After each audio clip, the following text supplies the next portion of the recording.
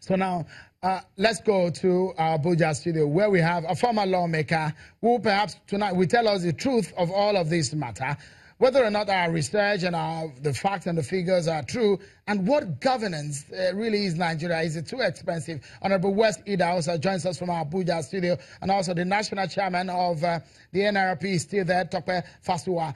Honorable West Idahosa, thank you so much for your time tonight. How does it come to you too expensive to run this Nigerian government in every strata of it, or what exactly is your take? Well, I have to be honest with you. I think there's a systemic problem here. First of all, let me make it very clear that as a country, I don't think we have any business with the presidential system of government. We completely got that wrong. And that's where the problems have come from. There is no reason in the world why we could not have gone for a normal prototype, which has worked in many parts of Africa. Our decision to copy the US prototype had no basis, in fact, in orientation, in culture, and in resources. And this is where we are, where you have a situation where there is a system which brings about competition between the arms of government, and then one arm trying to outdo another. You must understand that there are people who in the National Assembly think that they are the first of the equal arms of government, and to that extent, if a minister can find himself riding one Jeep and 3 backup cars, there is no reason why a National Assembly member should not use at least one Lexus Jeep. This basis of comparison is the beginning of the waste of resources that we are talking about. And then, of course, you have ministerial aids here and there. So National Assembly members also do think that they should have also a good number of legislative aids. Again, further waste.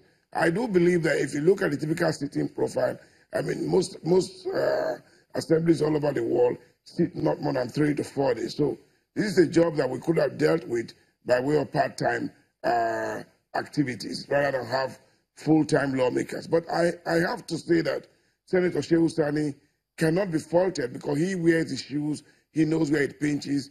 These figures have varied from assembly to assembly.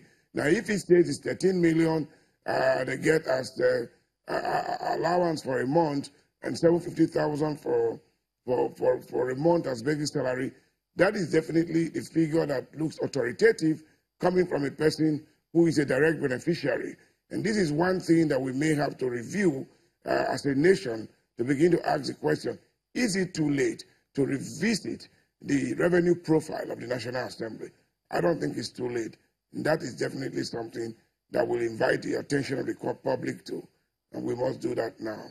Honorable West Idahosa, you've been at the National Assembly and you've been on the receiving end of the whip of your fellow lawmakers. And this kind of situation where you have a lawmaker spill the beans on his own colleagues, then you know the consequence when parliamentarians stand up against you. So, politically speaking, what is the implication of what Senator Shehu Sani has done?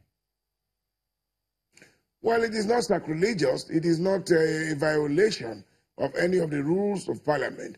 It's a disclosure of fact. I don't think in doing so that he affronted anybody's privilege. He didn't bring the Parliament to odium and ridicule. Neither did he incite anyone. He merely disclosed what he was earning as a basis of comparison with what others do earn in this country. I think he responded to the pressure. The public wants to desperately know what it costs to maintain an average lawmaker. And perhaps looking at 2019, these are issues that may confront many lawmakers.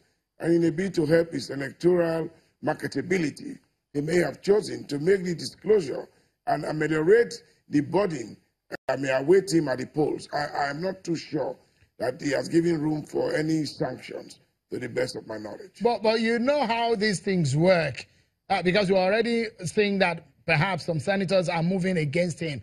What could be a possible political backlash on the floor against him?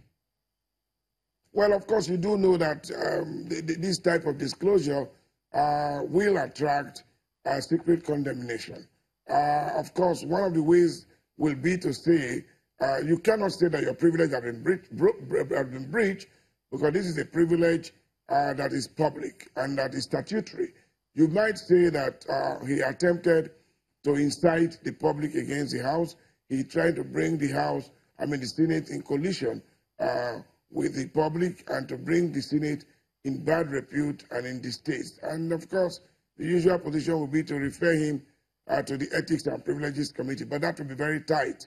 On this occasion, I listened to him, and the mode of communication didn't appear confrontational. It was a clear disclosure of facts, and you cannot punish anyone for verifiable facts. Okay, we still have the national chairman of ANRP, Mr. Tokwe Fasuwa there, Honorable West Idahosa. I'll be closing the conversation on what has been a conversation around how heavy is the cost of governance in Nigeria. Do we need a rethink? That's next on the program, everyone. Stay with us.